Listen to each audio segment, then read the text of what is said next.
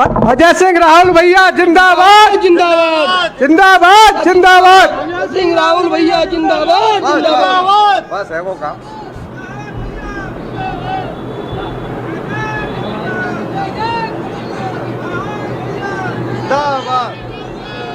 मंच विराजमान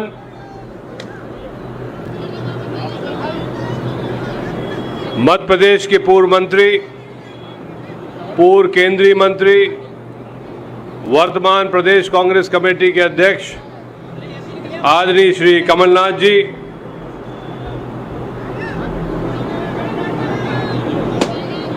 उपाध्यक्ष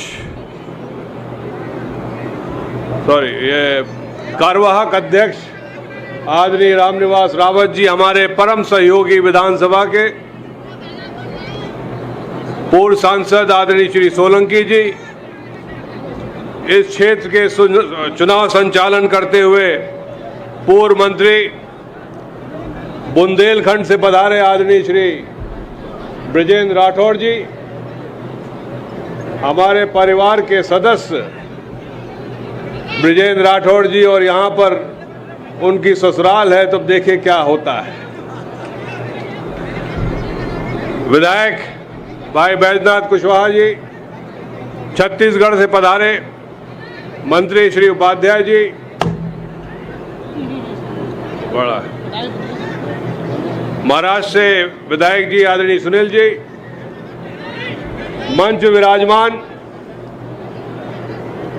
गुर्जर सोबरन सिंह जी से लेके और वो अजीत भदौरिया तक, और पीछे सभी सम्मानित साथीगण, और मंच संचालन करते हुए दिनेश गुजर जी, और हम सबके 3 तारीख के सुमावली के दूल्हा आदरणीय अजब सिंह कुशवाहा जी।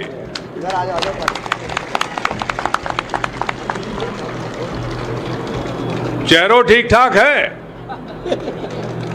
दूल्हा ठीक है बॉय, बोलो, हाथ उठा के बोलो कि सही है कि नहीं है। चलो, दूल्हा ठीक है, पास हो गया। इस सभा में उपस्थित हमारे सम्मानित बुजुर्ग, माताएं, बहन व प्रिय नवयुवक साथीगण,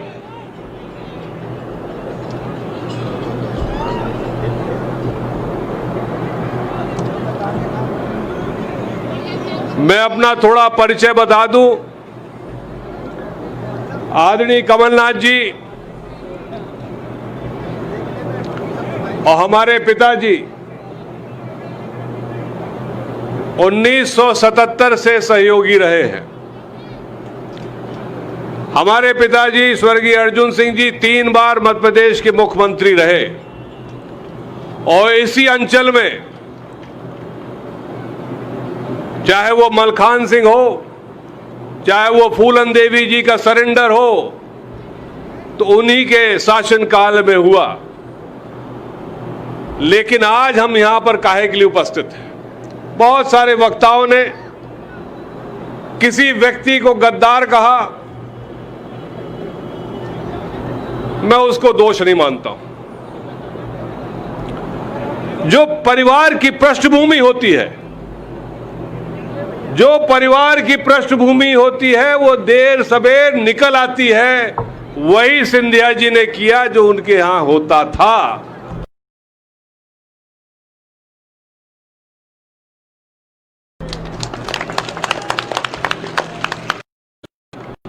चुनाव की कोई आवश्यकता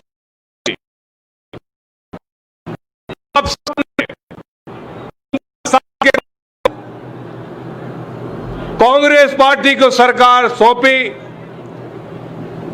पूरा प्रदेश थक गया था मामा के झूठे वादों से।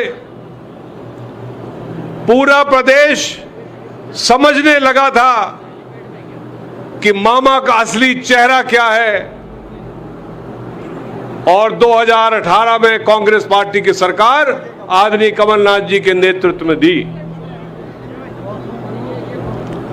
लेकिन हुआ क्या? जो यहां के विधायक थे, ऐदल सिंह कंसाना जी, जिनका नाम अभी तक किसी ने लिया नहीं, वैदल सिंह कंसाना मेरे राज्य मंत्री हुआ करते थे जब मैं पंचायत ग्रामीण विकास मंत्री था। और कंसाना जी की एक बड़ी खूबी थी कि जैसे विधानसभा चालू हो और जिस दिन प्रश्नकाल हो उसके एक दिन पहले अधिकारियों के साथ ब्रीफिंग के लिए मैं कहता था कि भाई राज्यमंत्री जी आप आ जाओ, कल विधानसभा में है अपना प्रश्नकाल, आप भी 2-4 प्रश्नों का उत्तर दे दो। तो कहते थे जी भैया मैं हाजिर हो जाऊंगा। लेकिन शाम को फोन आए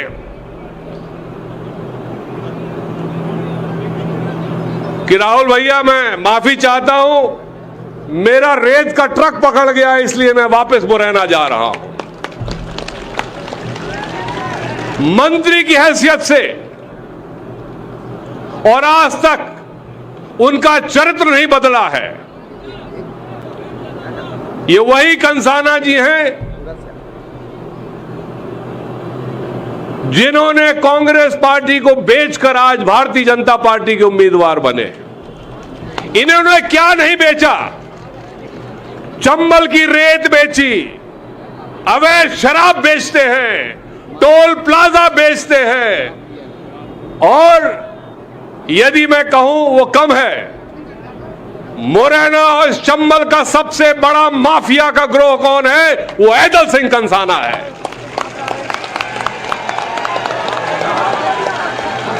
और ये वैदल सिंह कंसाना आपके वोट के आधार पर चुनाव नहीं लड़ रहा है, वो तो खरे खुलेआम कह रहा है ये 5 गांव चैना और अन्य जहां पर अल्पसंख्यक समुदाय के लोग रहते हैं, मैं वहां पर उनके कब्जा कर लूंगा, वोट डलवाऊंगा। वो खुलेआम कहता है कि मैं पुलिस के बल पर, सरकार के बल पर वोट डलवा लूंगा। अरे भैया जनता जनार्दन आप हो, वोट का अधिकार आप में है, किसी दूसरे का अधिकार नहीं है। यदि एक दफे आपने कांग्रेस पार्टी की सरकार बनाई और वो छल कपट से गई तो हमारा फर्ज बनता है भाइयों दोबारा कमलनाथ जी को मुख्यमंत्री बनाने का, दोबारा कांग्रेस पार्टी की सरकार बनाने का।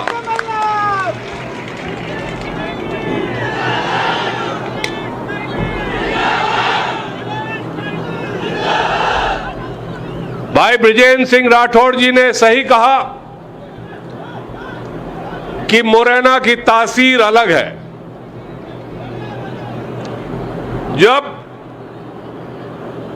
डकैतों का आत्मसमर्पण हो रहा था, मैं भी पिताजी के साथ आया था और रास्ते में वापस जाते हुए उन्होंने कहा कि मुरैना में एक खासियत है, मुरैना में एक खासियत है, यदि कोई व्यक्ति आत्मसम्मान के लिए गोली चला दे और मार दे तो व्यापक परिवार उनकी बचत करता है, लेकिन यदि कोई गद्दारी से, यदि कोई महिला के साथ छेड़छाड़ करे तो उसका परिवार पुलिस में सौंप देता है। तो आज आपके बीच में गद्दारी हुई है, आपके वोट को बेचा है वैदल सिंह ने, तो भैया आपका भी फर्ज बनता है कि 3 तारीख को एक साधारण किसान भाई अजब सिंह कुशवाहा जी को आप अपना समर्थन दें, आप अपना सेवक बनाएं। हमें नहीं चाहिए कोई माफिया, हमें नहीं चाहिए कोई रेत का अवैध उत्खनन करने वाला, हमें ऐसा आदमी नहीं चाहिए जो गांव-गांव दारू बेचता हो, हमें ऐसा आदमी नहीं चाहिए जो टोल प्लाजा में चोरी करवाता हो, हमें ऐसा आदमी चाहिए जो आपकी सेवा कर सके। भैया सुनो, कुछ दिन पहले तक सिंधिया जी कहते थे टाइगर इज जिंदा,